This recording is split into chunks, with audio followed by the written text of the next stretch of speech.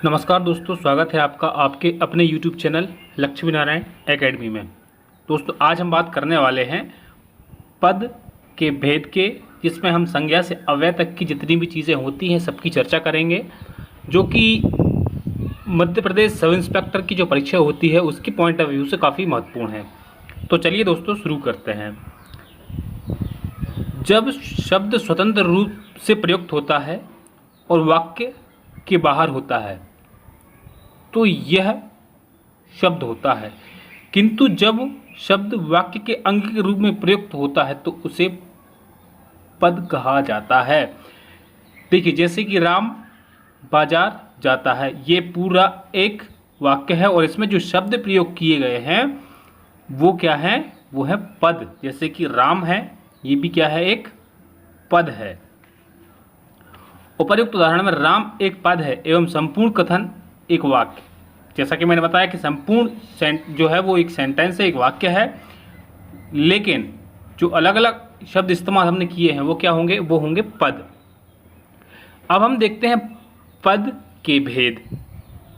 पद के होते हैं 5 भेद: संज्ञा, सर्वनाम, विशेषण, क्रिया और अव्यय। हम इनको एक एक करके देखेंगे।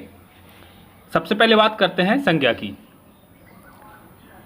संज्ञा को नाम भी कहा जाता है। जैसा आप सब जानते हैं, बचपन में पढ़ा होगा कि जो नाम होते हैं किसी भी चीज़ का, जिस नाम से वो जानी जाती है वो होती है संज्ञा।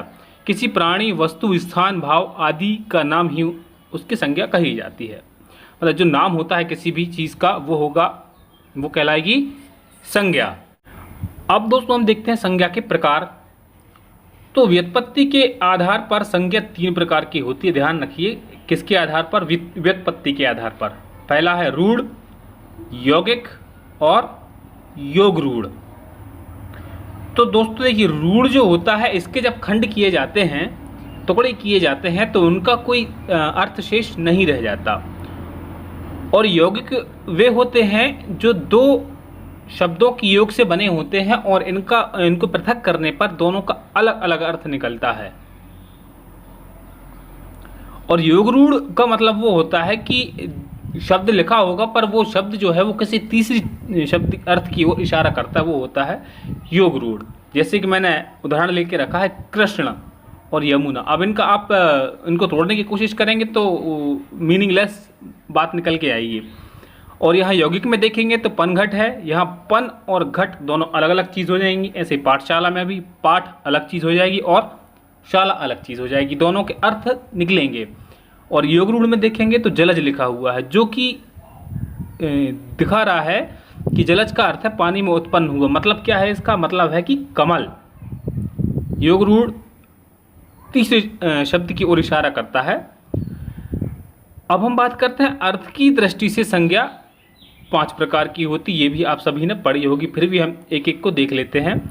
व्यक्तिवाचक संज्ञा, जो किसी व्यक्ति, स्थान या वस्तु का बोध कराती है, वो क्या होती है, व्यक्तिवाचक संज्ञा। जैसे नर्मदा, भोपाल, हिमालय आदि, ये ऐसे संज्ञाएं होती हैं जो कि अपने आप में एक होती हैं, इसलिए इनको क्या कहा जाता है, व्यक्तिवाचक संज्ञा कहा जाता है।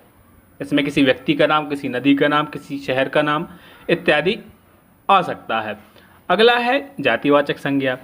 जो संज्ञा किसी जाति का बोध कराती है वह जातिवाचक संज्ञा कही जाती है। जैसे पर्वत, नदी, शहर आदि, तो ये हमें पूरी जाति का बोध कराएगी। जैसे कि हमने शहर देखा था भोपाल, अगर किसी पर्टिकुलर शहर की बात की जाएगी तो हम उसका नाम लेंगे तो वहाँ पर हो जाएगी व्यक्तिवाचक संज्ञा, परंतु शहर अगर शब्द हम इस्तेमाल करेंगे तो वो जाएगी जातिवाचक संज्ञा के अंदर। वैसे ही पर्वत कई सारे हो सकते हैं, पर्वतों की एक जाति है उसकी चर्चा की जा रही है। इस प्रकार से ये हो जाएगा जातिवाचक संज्ञा। अगला देखते हैं दोस्तों द्रव्यवाचक संज्ञा, या जैसे पदार्थवाचक संज्ञा भी कह सकते हैं। जिस संज्ञा शब्द से उस सामग्री या पदार्थ का बोध होता है जिससे कोई वस्तु बनी है, द्रव्यवाचक संज्ञा कहलाती है। मतलब सीधा सा है दोस्तों कि जितनी भी पदार्थ होते हैं वो सब क्या कहलाएंगे, द्रव्यवाचक संज्ञा कहलाएंगे। जैसे कि सोना, चांदी, तांबा, लोहा इत्यादि जितनी भी मेटल्स होती हैं वो सारी की सारी द्रव्यवाचक संज्ञा के अंतर्गत आएंगी। अगला है समूहवाचक संज्ञा। जो संज्ञा शब्द किसी एक व्यक्ति का वाचक न होकर समूह समुदाय के वाचक होते हैं, वहाँ समूहवाचक संज्ञा होती है। यहाँ पर दोस्तों क्या होगा, पूरी की पूरी हमें टोली दिखेगी, टीम दिखेगी, जैसे कि वर्ग, टीम, सभा, समिति, पुलिस, आर्मी, इत्यादि चीज़ें क्या होंगी, समूहवाचक संज्ञा के अंतर्गत आएंगी। चलिए दोस्तों आगे देखते हैं भाववाचक संज्ञा। किसी भाव, गुण, दशा आदि का ज्ञान कराने वाले शब्द भाववाचक संज्ञा कहलाते हैं। मतलब भाव से अर्थ है कि कोई गुस्सा है, क्रोध के भाव में है। किसी के गुण से मतलब है कि कई लोगों के स्वभाव होते हैं कि कोई गुस्सैल टाइप का व्यक्ति होता है तो कोई अच्छे से बात करने वाला होता है, तो ये सारे उसके गुण कहलाते हैं। दशा का मतलब है कि व्यक्ति की स्थिति, जैसे बचपन है या बुढ़ापा है या जवानी है, इस प्रकार की उसकी दशा। इस प्रकार के जो शब्द होंगे वो क्या कहलाएंगे, भाववाचक संज्ञा कहलाएंगे। जैसे कि क्रोध, मिठास, यौवन आदि इसके उदाहरण हो जाएंगे। अब हम ये देखते हैं कि भाववाचक संज्ञा का निर्माण होता कैसे है। इनका निर्माण जातिवाचक संज्ञा, सर्वनाम, विशेषण, क्रिया तथा अव्यय में आव, त्व, पन, ता, ई, हट आदि प्रत्यय जोड़कर किया जाता है। जैसे पुरुष क्या है, एक संज्ञा है और पुरुषत्व क्या बना उससे, भाववाचक संज्ञा। सुंदर क्या है, एक विशेषण है और उससे क्या बना, सुंदरता, जो कि क्या हो जाएगी, भाववाचक संज्ञा। उसी प्रकार से घबराना क्या है, घबराना एक क्रिया है और उससे क्या बन गया, घबराहट, जो कि क्या बन गया, भाववाचक संज्ञा। उसी प्रकार से दूर क्या है, एक अव्यय है और दूरी क्या बन गया, भाववाचक संज्ञा। अब हम देखते हैं कि संज्ञा का रूप परिवर्तन लिंग, वचन, कारक के अनुरूप होता है, अतः इन पर भी विचार करना आवश्यक है। मतलब ये है कि ये जो संज्ञा के रूपों में परिवर्तन होता है वो किसके आधार पर होता है, लिंग के आधार पर होता है, वचन के आधार पर होता है, कारक के आधार पर होता है। तो हम इनको भी देख लेते हैं। सबसे पहली बात हम करते हैं लिंग। तो लिंग का शाब्दिक अर्थ होता है चिन्ह। शब्द के जिस रूप से यह जाना जाए कि वर्णित वस्तु या व्यक्ति पुरुष जाति की है या स्त्री जाति को, उसे लिंग कहते हैं। सभी जानते हैं कि दो प्रकार के लिंग होते हैं, पुल्लिंग और स्त्रीलिंग, जिससे हमें ये ज्ञात हो जाए कि वो स्त्री जाति का है या पुरुष जाति का, वो कहलाते हैं लिंग। नेक्स्ट दोस्तों वचन। वचन का अभिप्राय संख्या से है। शब्दों के जिस रूप से उनकी संख्या का बोध होता है उसे वचन कहते हैं। हिंदी में केवल दो वचन है, एक वचन और बहुवचन। इसका अर्थ यह है दोस्तों कि जिस किसी भी शब्द से हमें उसकी संख्या के बारे में जानकारी पता चले, कि हमें ये पता चले कि वो संख्या क्या है उस शब्द के अंदर, वो होते हैं वचन। एक वचन शब्द के जिस रूप से एक वस्तु, एक पदार्थ का बोध हो उसे एक वचन कहते हैं। जैसे बालक, किताब, फल, इनसे हमें क्या पता चलता है कि बालक अगर शब्द लिखा हुआ है तो वो क्या है, एक है। किताब लिखा हुआ है तो वो भी एक है और फल लिखा है तो वो भी एक है। इसी प्रकार से बहुवचन क्या होगा, जिस रूप से हमें पता चलेगा कि वो संख्या में एक से अधिक हैं तो वो क्या होगा, बहुवचन। जैसे कि छात्राओं, तो इससे हमें क्या पता चल रहा है कि एक तो बिल्कुल भी नहीं है, अधिक ही है एक से। पुस्तकों में भी संख्या ज़्यादा है। शालाओं इत्यादि शब्द ये जो है सारे के सारे बहुवचन कहलाएंगे। नेक्स्ट है कारक। संज्ञा या सर्वनाम का वाक्य के अन्य पदों से जो संबंध होता है उसे कारक कहते हैं। कारक दोस्तों संज्ञा या सर्वनाम। अगला है कारक। संज्ञा या सर्वनाम का वाक्य के अन्य पदों से जो संबंध होता है उसे कारक कहते हैं। जैसे राम ने रावण को मारा था। मतलब दोस्तों कि जो वाक्य होगा उसमें कुछ ऐसे चिन्ह प्रयोग किए जाएंगे जो कि संपूर्ण वाक्य का संज्ञा या सर्वनाम के साथ रिलेशन बनाएंगे, संबंध बनाएंगे, वो होंगे कारक। जैसे कि एग्जाम्पल है राम ने रावण को मारा, तो राम ने मारा किसको, रावण को। तो यहाँ पर ये जो ने लिखा हुआ है ये क्या है, ये है कारक। और यहाँ पर भी ये जो को है वो भी क्या है, कारक। ये 3 पद हैं, इनका आपस में रिलेशन बताया जिसने, वो क्या कहलाया, कारक। कारक एवं कारक चिन्ह की हम बात करेंगे। हिंदी में कुल कारकों की संख्या कितनी होती है, 8 होती है। तो हम एक एक करके देख लेते हैं, आप चाहें तो स्क्रीनशॉट लेकर के भी इनको याद कर सकते हैं। कर्ता, कारक, ये कारक का नाम है और ये उनका चिन्ह है। तो ऐसे आप याद कर सकते हैं, कर्ता ने कर्म को करण से या के द्वारा, संप्रदान के लिए, अपादान से, संबंध का, की, के, रा, री, रे, अधिकरण मैं पर और संबोधन हे, ए, अरे, हे, ओ। इस प्रकार से कारक और कारकों के चिन्ह भी हम देख चुके हैं। आपको इन चीज़ों में अगर डिटेल वीडियोस चाहिए हैं तो आप हमें कमेंट के माध्यम से बताइए, तो हम इसकी डिटेल वीडियो भी बना देंगे। जितनी भी चीज़ें हम इस वीडियो के अंदर पढ़ेंगे, इसमें बेसिक सी बातें हमने बताई हुई हैं। अगर आप कहेंगे तो हम इनका एक विस्तृत वीडियो भी बना देंगे। चलिए दोस्तों आगे बढ़ते हैं। अब हम बात करेंगे सर्वनाम की। सब नामों या मतलब इन नामों का अर्थ है संज्ञाओं के बदले जो शब्द आए वह सर्वनाम है। मतलब संज्ञा के स्थान पर प्रयुक्त होने वाले शब्दों को सर्वनाम कहते हैं। सभी जानते हैं कि जो शब्द संज्ञा के स्थान पर प्रयोग किए जाते हैं वो कहलाते हैं सर्वनाम। जैसे कि मैं, तुम, हम, वह, आप इत्यादि, ये सब क्या है, ये सर्वनाम है। सर्वनाम के 6 भेद होते हैं। कौन कौन से हैं वो भी देख लेते हैं। पुरुषवाचक सर्वनाम, जो पुरुषों के नाम के बदले आते हैं उन्हें पुरुषवाचक सर्वनाम कहते हैं, जैसे कि मैं, तुम, वह आदि। नेक्स्ट है निश्चयवाचक सर्वनाम। निकट या दूर के व्यक्तियों या वस्तुओं का निश्चयात्मक संकेत जिन शब्दों में व्यक्त किया जाता है उन्हें निश्चयवाचक सर्वनाम कहते हैं। मतलब जिनका हमें पता हो कि वो पास है या दूर है या स्थिति क्या है उसकी, वहाँ पर जो शब्द प्रयोग किए जाएंगे वो निश्चयवाचक सर्वनाम कहलाएंगे। जैसे यह, वह, इनसे हमें पता चलेगा कि जिसकी हम बात कर रहे हैं वो नज़दीक है या फिर दूर है। अनिश्चयवाचक सर्वनाम, जिन सर्वनाम से किसी निश्चित वस्तु का बोध नहीं होता उन्हें अनिश्चयवाचक सर्वनाम कहते हैं। मतलब इनसे हमें पता नहीं चलेगा कि क्या है, स्थिति एकदम कंफर्म नहीं हो पाएगी। जैसे कोई, कुछ। फॉर एग्जांपल मान लीजिए आपके घर में आपका गेट कोई खटखटाता है, तो आप घर में जाकर किसी से बोलते हैं कि घर में बाहर कोई आया है। तो अब कौन आया है कुछ नहीं पता चल रहा है, इसीलिए इसको क्या कहते हैं, अनिश्चयवाचक सर्वनाम। उदाहरण कोई और कुछ।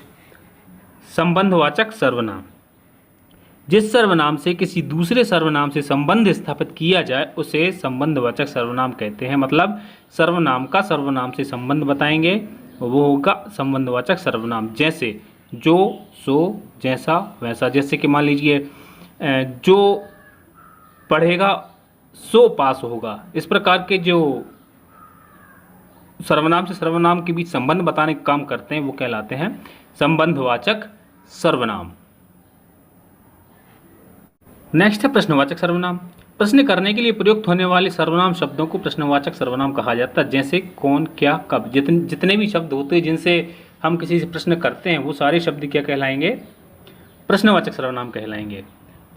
नेक्स्ट है निजवाचक सर्वनाम। निजवाचक सर्वनाम है आप। यह अपने आप, स्वतः, स्वयं या खुद के लिए प्रयुक्त सर्वनाम है। जैसे कि हमने अभी आपको देखा था पुरुषवाचक सर्वनाम के अंतर्गत, लेकिन यहाँ पर ये जो आप शब्द का अर्थ है वो होगा स्वयं के लिए। जैसे कि मैं बोलूँ कि मैं यह काम स्वयं कर लूँगा या आप ही कर लूँगा, तो ये क्या कहलाएगी, निजवाचक सर्वनाम कहलाएगी। यहाँ पर कि जो आप होगा वो क्या कहलाएगा, निजवाचक सर्वनाम। चलिए दोस्तों आगे बढ़ते हैं, बात करते हैं विशेषण की। तो विशेषण क्या होते हैं कि संज्ञा या सर्वनाम की जो विशेषता बताने के लिए हम शब्द इस्तेमाल करेंगे वो क्या कहलाएंगे, विशेषण कहलाएंगे। और इसमें एक और बात याद रखने वाली है कि जो शब्द विशेषता बताते हैं उन्हें विशेषण कहते हैं। मतलब जो शब्द हम प्रयोग करेंगे विशेषता बतलाने के लिए वो होंगे विशेषण, और जिसकी हम विशेषता बताएंगे वो होंगे विशेष्य। यानी कि हम विशेषता किसकी बताएंगे? संज्ञा या सर्वनाम की, तो वो क्या कहलाएंगे? विशेष्य कहलाएंगे। जैसे मोटी लड़की गिर गई, तो इसमें संज्ञा कौन है? लड़की, और शब्द क्या है? मोटी। तो मोटी क्या होगा? मोटी होगा विशेषण, और संज्ञा क्या होगा? लड़की, अर्थात लड़की क्या होगी? विशेष्य होगी। विशेषण और विशेष्य। नेक्स्ट देखते हैं क्रिया। जिस शब्द से किसी कार्य का होना या करना समझा जाए उसे क्रिया कहते हैं। मतलब जहां पर हमें पता चले कि यार कुछ काम हो रहा है, वो क्या कहलाएगी? क्रिया। जैसे कि खाना, पीना, पढ़ना, सोना, रहना, ये सारे के सारे उदाहरण किसके हैं? क्रिया के हैं। क्रिया के दो भेद होते हैं, सकर्मक क्रिया और अकर्मक क्रिया। सबसे पहले हम बात करेंगे सकर्मक क्रिया की। जिस क्रिया के साथ कर्म हो या कर्म की संभावना हो तथा जिस क्रिया का फल कर्म पर पड़ता हो उसे सकर्मक क्रिया कहते हैं। जैसे राम फल खाता है, तो देखिए यहां पर सारी बातें एकदम क्लियर हैं। खाना क्रिया है और कर्म क्या है? फल है। मतलब राम जो कर रहा है वो स्पष्ट समझ में आ रहा है। अब हम बात करेंगे अकर्मक क्रिया की। हम बात करते हैं अकर्मक क्रिया की। अकर्मक क्रिया के साथ कर्म नहीं होता तथा उसका फल कर्ता पर पड़ता है। जैसे राधा रोती है। अब यहाँ पर देखेंगे आप तो कर्म गायब है, कर्म की अनुपस्थिति है, इसलिए इसको क्या कहते हैं? अकर्मक क्रिया। इसकी दोस्तों पहचान करने की सबसे आसान ट्रिक ये है कि जब कोई उदाहरण आपसे पूछा जाए कि ये सकर्मक क्रिया है या अकर्मक क्रिया है, तो आप उसके बाद एक प्रश्न करिए। जैसे कि ये एग्जाम्पल लिखा हुआ है, राधा रोती है, तो उसके साथ क्या, क्यों, कब, कैसे करके अगर प्रश्न पूछेंगे, जवाब अगर आपको मिलता है तो वो क्रिया होगी सकर्मक, और अगर ना मिले तो होगी अकर्मक। इससे पहले हमने एक एग्जाम्पल देखा था कि राम फल खाता है, तो हमने पूछा सवाल वापस से कि क्या खाता है, तो हमें जवाब मिला क्या खाता है? फल खाता है। तो क्रिया कौन सी हो जाती है? सकर्मक। ये इनको पहचानने की ट्रिक होती है। अब हम बात करते हैं किसकी? वाच्य की। यहाँ पर ये दोस्तों प्रिया टाइपिंग मिस्टेक है। यहाँ पर क्रिया के संबंध में वाच्य, यहाँ पर क्या है? वाच्य भी महत्वपूर्ण है, तो हम बात करेंगे वाच्य की। वाच्य क्रिया का रूपांतरण है जिसके द्वारा यह पता चलता है कि वाक्य में कर्ता, कर्म या भाव में से किसकी प्रधानता है। वाच्य क्या होते हैं कि जो भी वाक्य लिखा होगा उसमें हमें ये बताएंगे कि प्रधानता किसकी है, मुख्य चीज़ क्या है, कर्ता है कि कर्म है कि भाव है। ये चीज़ें क्या कहलाती हैं? वाच्य कहलाती हैं। वाच्य होते हैं 3 प्रकार के। पहला होता है कृतवाच्य। क्रिया के उस रूपांतरण को कृतवाच्य कहते हैं जिससे वाक्य में कर्ता की प्रधानता का बोध होता है। यह वाच्य सकर्मक और अकर्मक दोनों से बनते हैं।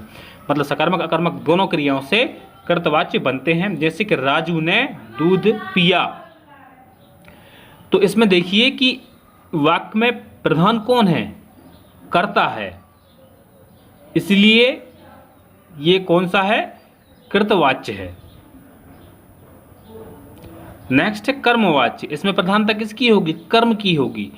क्रिया के उस रूपांतरण को कर्मवाच्य कहते हैं जिसे वाक्य में कर्म की प्रधानता का बोध होता है। यह वाच्य सकर्मक क्रियाओं से बनता है। जैसे पुस्तक पढ़ी गई, अब यहाँ पर क्या हुआ? कर्ता तो है ही नहीं, सीधा कर्म इसमें प्रधान है, इसलिए वाच्य कौन सा हुआ? कर्मवाच्य। नेक्स्ट है भाववाच्य। क्रिया का वह रूपांतरण भाववाच्य कहलाता है जिससे वाक्य में भाव या क्रिया की प्रधानता का बोध होता है। यह वाच्य अकर्मक क्रिया से बनता है। पहला था कृतवाच्य जिसमें सकर्मक अकर्मक दोनों क्रियाओं से बन रहा था। फिर था कर्मवाच्य जो कि सकर्मक क्रिया से बन रहा था, और यह भाववाच्य जो कि किससे बनेगा? अकर्मक क्रिया से बनेगा। जैसे मुझसे चला नहीं जाता, अब यहाँ पर क्या है? चलना क्रिया है और मुख्य बात क्या है? इसमें चलना ही है, इसलिए ये कौन सा वाच्य है? भाववाच्य के अंतर्गत आएगा। नेक्स्ट बात करेंगे हम अव्यय की। ऐसे शब्द जिनमें लिंग, वचन, पुरुष, कारक आदि के कारण कोई विकार नहीं आता अव्यय कहलाते हैं। यह शब्द सदैव अपरिवर्तित, अविकारी एवं अव्यय रहते हैं। इनका मूल रूप स्थिर रहता है, कभी बदलता नहीं है। इसका अर्थ है दोस्तों कि इनमें लिंग के अनुसार कोई परिवर्तन नहीं होगा, वचन के हिसाब से, पुरुष, कारक इत्यादि के अनुसार कोई भी इनमें परिवर्तन नहीं होगा। इनका नाम ही क्या, अव्यय। अव्यय का अर्थ ही होता है कि जो खर्च ना हो। ये कभी हमेशा कैसे रहेंगे, अपरिवर्तित रहेंगे। अविकारी यानी कि इनमें कोई भी विकार उत्पन्न नहीं होगा, कोई परिवर्तन नहीं होगा। जैसे आज, कब, इधर, किंतु, क्यों, जब और अतः, ये शब्द जो है ये क्या कहलाएंगे, अव्यय कहलाएंगे। इनके होते हैं 4 भेद। क्रिया विशेषण, जो शब्द क्रिया की विशेषता बतलाते हैं उन्हें क्रिया विशेषण कहते हैं। जैसे चिंटू तेज दौड़ता है, तो दौड़ना क्या है, इसमें क्रिया है। और तेजी से शब्द लगा है वो क्या है, वो है क्रिया विशेषण। क्यों, क्योंकि क्रिया की विशेषता कौन बता रहा है, तेज, तो ये क्या हो गया, क्रिया विशेषण। नेक्स्ट है संबंध बोधक, जो अव्यय या किसी संज्ञा के बाद आकर उस संज्ञा का संबंध वाक्य के दूसरे शब्द से दिखाते हैं उन्हें संबंध बोधक कहते हैं। मतलब जो अव्यय संज्ञा के बाद आएगा और क्या करेगा, बाकी वाक्य के साथ संबंध बनाने की कोशिश करेगा, वो कहलाएगा संबंध बोधक। जैसे वह दिन भर काम करता है, तो ये देखिए जो हाईलाइट है वो क्या है, संबंध बोधक। ये देखिए वह क्या करेगा, दिन भर काम करता है। इनके होने से क्या हो रहा है कि ये दोनों के बीच में एक रिलेशन बन रहा है, एक संबंध बन रहा है। यही क्या कहलाता है, संबंध बोधक। जैसे कि देखिए मैं विद्यालय तक गया था, तो एक थोड़ा सा वाक्य जो है वो स्पेशल हो जाता है और उस शब्द के लगने से वाक्य के भागों में जो रिलेशन होता है वो दिखाई देता है, वो कहलाते हैं संबंध बोधक। मैं विद्यालय तक गया था, मतलब स्पष्ट हो जाता है कि कहाँ तक पहुँचा, विद्यालय तक, उससे आगे नहीं गया। विद्यालय और मैं का संबंध पूरे वाक्य से जोड़ा गया तक के माध्यम से, जिसका अर्थ स्पष्ट हो गया। इसी को कहते हैं संबंध बोधक। नेक्स्ट है समुच्चय बोधक, दो वाक्यों को परस्पर जोड़ने वाले शब्द समुच्चय बोधक अव्यय कहलाते हैं। इसका अर्थ है कि जो दो वाक्य होंगे उनको जोड़ने के लिए जो शब्द प्रयोग किए जाएंगे वो होंगे समुच्चय बोधक। इसका हम उदाहरण देख लेते हैं। जैसे सूरज निकला और पक्षी चहकने लगे। अब देखिए ये एक वाक्य है, सूरज निकला और पक्षी चहकने लगे, तो ये जो बीच में और शब्द इस्तेमाल किया है वो क्या है, समुच्चय बोधक। एक वाक्य ये है और एक वाक्य ये है, ये दोनों किससे मिले हैं, और के माध्यम से जोड़े गए हैं, और ये और ही क्या कहलाएगा, समुच्चय बोधक। चलिए नेक्स्ट देखते हैं विस्मयादि बोधक, जिन अव्यय से हर्ष, शोक, घृणा आदि भाव व्यंजित होते हैं तथा जिनका संबंध वाक्य से किसी पद से नहीं होता उन्हें विस्मयादि बोधक अव्यय कहते हैं। जैसे हाय, वह चल बसा। तो इनका अर्थ सीधा सीधा होता है कि ये हमें क्या करते हैं, ये हमें खुशी, दुख, घृणा इत्यादि को बताते हैं। जैसे कि अब ये उदाहरण हमने लिया है, अगर हम इसको सिर्फ इतना लेते वह चल बसा, तो इसका अर्थ हम समझ जाते कि वह जो है वो गुजर गया है, अब नहीं रहा। पर हमने उसमें क्या किया, विस्मयादि बोधक लगाया, हाय वह मर गया।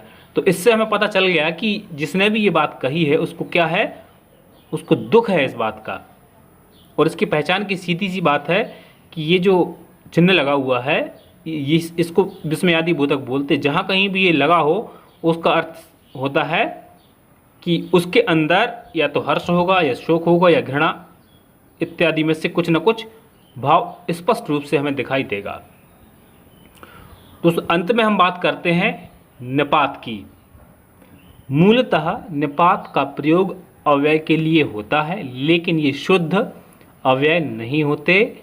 इनका कोई लिंग वचन नहीं होता। निपात सहायक शब्द होते हुए भी वाक्य के अंग नहीं होते, पर वाक्य में इनके प्रयोग से उस वाक्य का समग्र अर्थ प्रभावित होता है। मतलब ये है कि ये अव्यय की तरह प्रयोग किए जाते हैं, लेकिन ये अव्यय तो नहीं होते, लेकिन ये जब वाक्य में प्रयोग किए जाते हैं तो इनका अपने आप में एक अर्थ दिखाई देता है। जैसे कि रमेश ने ही मुझे मारा था। अब इस वाक्य को अगर हम थोड़ा सा बदल लें कि रमेश ने मुझे मारा था, तो साधारण सी बात थी कि रमेश ने मुझे मारा था। लेकिन अगर हम बोलें कि रमेश ने ही मुझे मारा था, तो ये जो ही हमने लगाया, इससे क्या हुआ कि थोड़ा सा जो वाक्य था उसमें प्रभाव पड़ा कि ये कन्फर्म है कि रमेश ने ही मारा था। ये होते हैं निपात। ये वाक्य में प्रयोग जब किए जाते हैं तो इनका समग्र अर्थ प्रभावित होता है, ये कहलाते हैं निपात। दोस्तों, इस वीडियो के बाद में इससे संबंधित जो प्रश्न बनेंगे, ये जो प्रश्न बन सकते हैं, उनसे संबंधित एक और वीडियो टेस्ट सीरीज बनाऊंगा। उसको इस वीडियो को देखने के बाद लगाइएगा। उम्मीद करता हूं कि सारे क्वेश्चंस आप लगा पाएंगे। और ये वीडियो कैसा लगा हमें कमेंट के माध्यम से बताइए और हमें सपोर्ट कीजिए, क्योंकि दोस्तों सुविधाओं के अभाव में हम कोशिश करते हैं कि आपको अच्छा कंटेंट और बेहतर क्वालिटी का वीडियो प्रोवाइड करें। धन्यवाद दोस्तों।